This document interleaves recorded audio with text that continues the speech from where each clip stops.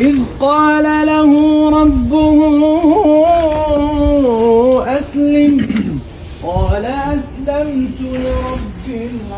العالمين